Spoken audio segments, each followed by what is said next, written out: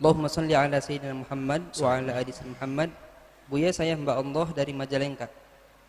Mau bertanya, akhir-akhir ini ada acara di TV, yaitu semacam pengobatan alternatif ruqyah, di mana si terapis sering mengundang dan mengobrol dengan jin. Kemarin terapis itu mengobati salah satu pasiennya dengan mengaku bahwa dirinya memanggil para malaikat, para nabi, bahkan Rasulullah SAW. Dalam Islam apakah benar ada orang yang bisa memanggil malaikat, nabi dan Rasul, Buya? Dan bagaimana hukum pengobatan tersebut? Mohon penjelasannya. Baik. Kalau ruqyah itu ada. Ruqyah itu ada. Dan itu bukan pengobatan alternatif. Bahkan pengobatan yang terinti itu ruqyah. Sebelum Anda pergi dokter harus kenal Allah dong. Ruqyah itu, di antara ruqyah diajarkan Nabi membaca surat Al-Fatihah. Kisahnya satu rombongan Nabi kelaparan, pengen masuk satu kampung, tidak boleh di kampung tersebut. Kemudian ya karena nggak boleh masuk kampung orang kafir. Lalu keluar lagi, membuat perkemahan, istirahat di luar kampung. Rupanya di dalam kampung ada yang sakit. Ketua kepala sukunya sakit. Karena kepala sukunya sakit, keluar. Setelah keluar begitu, minta, apakah di antara kalian ada yang bisa ngobati? Ada orang sok tahu. Saya bisa. Pengen masuk pokoknya, kasih, karena rombongannya pada nggak pengen masuk. Saya bisa. Apa? Tiba-tiba datang ke tempatnya kepala suku, sembuh. Karena sembuh, kemudian dihidangkan makanan, suruh makan. Akhirnya pada tanya, gimana kok kau bisa menyembuhkan? Saya baca Fatihah. Saya baca Fatihah lalu sembuh. Wah, sahabat Nabi kan hati-hati. Kok Al-Quran dibaca-baca untuk begitu, boleh enggak? Diadukan ke Nabi, ya Rasulullah, tadi salah satu dari kami gitu, ada orang sakit dibacain Fatihah, sembuh, apakah boleh? Nabi mengatakan, kemudian dikasih makan, apa boleh kita makan itu rezeki yang diberikan? Nabi mengatakan, itu adalah ruqyah. Kemudian Nabi mengatakan, bagi makannya dengan saya, artinya boleh dimakan. Nah, ruqyah itu adalah seperti itu, membaca surat Al-Fatihah atau membaca ayat-ayat Al-Quran, nggak dibarengi dengan cerita yang aneh-aneh, bukan di dalamnya ada 5.000 jin, 1.000.000 ifrit, itu nggak ada itu aneh-aneh itu. Termasuk itu ruqyahnya benar begini, tapi kalau sudah dicampuri dengan ketemu malaikat, bahaya, besok ngaku nabi orang itu. Jangan percaya kalau sudah ngomong-ngomong ke itu, bahaya banget itu. Wah, tapi di televisi banyak yang telepon, di Indonesia itu apa yang nggak laku? Ngaku nabi aja laku kok.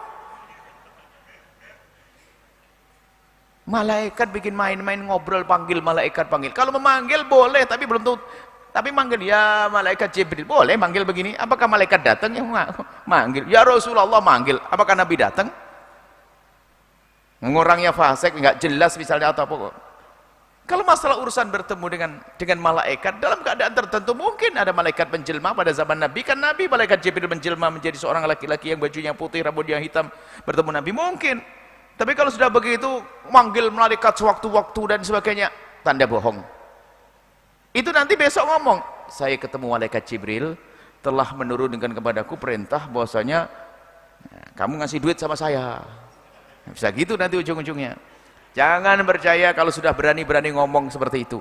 Kok enak-enak manggil malaikat, ngomong sama malaikat dan sebagainya. Awas, hati-hati. Banyak dusta-dusta. Sekarang begini loh ya, memang itu triknya. Kalau manggil jin atau ngambil setan, saya dibilang sihir, syirik. Wah, sekarang manggil malaikat. Kayu. Manggil malaikat. Kalau ngambil Nyiroro Kidul, syirik kan begitu. Wah, biar tidak syirik ini. Kan di banyak ini orang-orang yang pakai kopiah putih ini paling gandrung kepada panggilan-panggilannya. Saya ngaku. Saya, wahai malaikat. Tidak, jangan seperti itu. Harus disampaikan, urusanmu adalah dengan Allah. Kalau kisah bagaimana, mungkinkah orang misalnya bertemu dengan malaikat dan sebagainya, semuanya sebenarnya mungkin. Akan tapi kalau ada orang ngaku ketemu malaikat, mungkin malaikat bisa menjelma menjadi manusia pada zaman Nabi. Cuman bener enggak orang itu modal begitu, ngaku-ngaku begitu? Bener enggak? Bahkan pada zaman Nabi di perang Badar sendiri pun malaikat-malaikat itu berperang dengan membantu para sahabat Nabi SAW.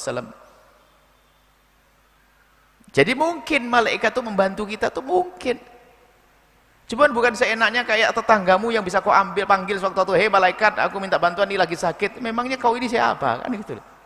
Ya, hati-hati dan hal semacam itu. Jangan Anda gampang terpesona dengan yang demikian itu.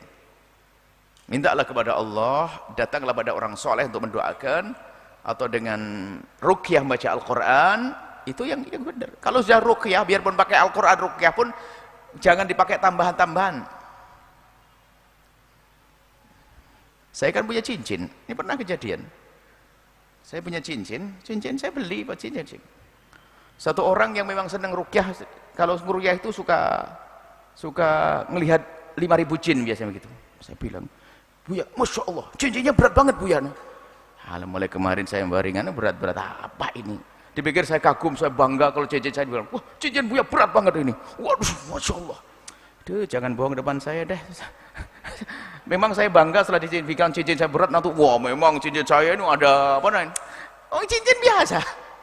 Katanya berat, ini kelihatan bohongnya. Dipikir mungkin dia disanjung-sanjung langsung, wah Masya Allah, iya ini cincin saya ini, saya baca wirid setiap hari, sholawatan terus. Dipikir mungkin saya akan ngomong gitu. Ini benar cincin, astagfirullah, ada aja orang itu. berat apa ini? Berat, nggak lempar bisa berat-berat, aneh-aneh. Sudahlah, jangan macem-macem deh. Kalau sudah urusan hal-hal yang tidak terlihat itu saya, bukan bagian saya. Saya ada orang datang, Buya, ada orang sakit kemasukan jin obati. Saya Buya nggak punya ilmu itu. Tak sembuh, kebiur gitu aja, sembuh katanya. Datang lagi, Buya ngobati. Enggak, itu tak kebiur saja saya. Bukan saya ngobati, saya nggak punya ilmunya. Banyak kebohongan di balik hal-hal semacam itu. Sebab kalau nggak terlihat kan nggak bisa dilacak, ya enggak? Kalau tadi orangnya lacak, malaikatnya sudah pergi. Hati-hati itu. Kalau biarpun di atas nama Al-Quran, ruqyah, kalau sudah membawa berita-berita bohong, ketahuilah hati-hati. Anda akan tertipu. Baik? Enggak. Tidak dibenarkan seperti itu.